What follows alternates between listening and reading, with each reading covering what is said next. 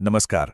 आज हम एक बहुत ही दिलचस्प कहानी को समझने वाले हैं और स्लाइड्स के जरिए उसकी परतों को खोलेंगे। तो आज हम एक बहुत ही गहरे सवाल पर बात करने जा रहे हैं। एक ऐसा सवाल जो हिंदू पौराणिक कथाओं की एक कहानी से उठता है। सवाल ये है कि क्या भगवान भी कभी किसी भक्त के ऋणी हो सकते हैं? चलिए इसी सवाल का जवाब ढूंढते हैं इस कहानी में। तो ये कहानी शुरू होती है द्वापर युग से। ये वो समय था जब भगवान राम के परम भक्त हनुमान की मुलाकात होती है भगवान के नए अवतार यानी श्री कृष्ण से। लेकिन हनुमान जी जब कृष्ण को देखते हैं तो वो हैरान रह जाते हैं। क्यों? क्योंकि ये वो तपस्वी भगवान राम नहीं थे जिन्हें वो त्रेता युग से जानते थे। यहाँ तो श्री कृष्ण अपनी 16,108 रानियों से घिरे हुए थे। सोचिए हनुमान जी के लिए ये कितना अलग नज़ारा रहा होगा। तो श्री कृष्ण उन्हें समझाते हैं कि देखो, अब युग बदल चुका है। त्रेता से द्वापर युग आ गया है और समय के साथ बहुत कुछ बदल गया है। वो कहते हैं, हाँ, मेरा रूप बदल गया है, लेकिन हनुमान जैसे भक्तों के लिए मेरी कृपा वो कभी नहीं बदलती। और यहीं से कहानी एक बहुत ही दिलचस्प मोड़ लेती है। बातचीत के दौरान श्री कृष्ण हनुमान जी की अटूट भक्ति की बहुत प्रशंसा करते हैं, वो भक्ति जो लाखों सालों से चली आ रही थी। कृष्ण खास तौर पर इस बात का जिक्र करते हैं कि कैसे हनुमान ने त्रेता युग से राम के समय से लगातार उनके नाम का जाप किया है। और इसी प्रशंसा के बाद वो एक ऐसी बात कहते हैं, एक ऐसी घोषणा करते हैं जो भगवान और भक्त के रिश्ते में शायद ही कभी सुनी गई हो। और वो कहते हैं, हनुमान, मैं सदैव तुम्हारा ऋणी रहूंगा। बस यही वो बात है। यही हमारी कहानी का सबसे बड़ा रहस्य है।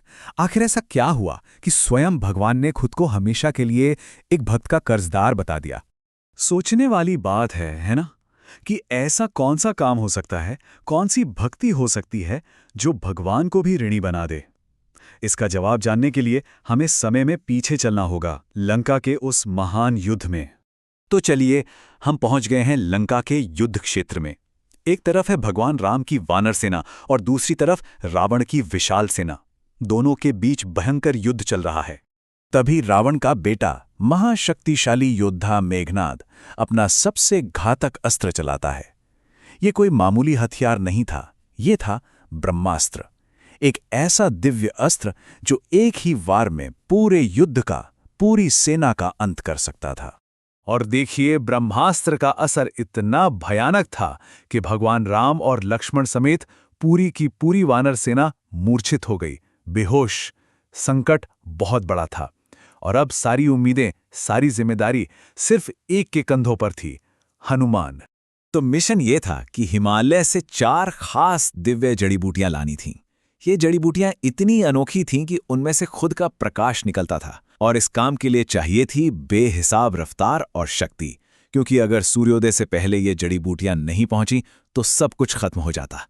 ये 4 जड़ी बूटियां थीं: मृत संजीवनी, विशालकर्णी, सुवर्णकर्णी और संधानकर्णी।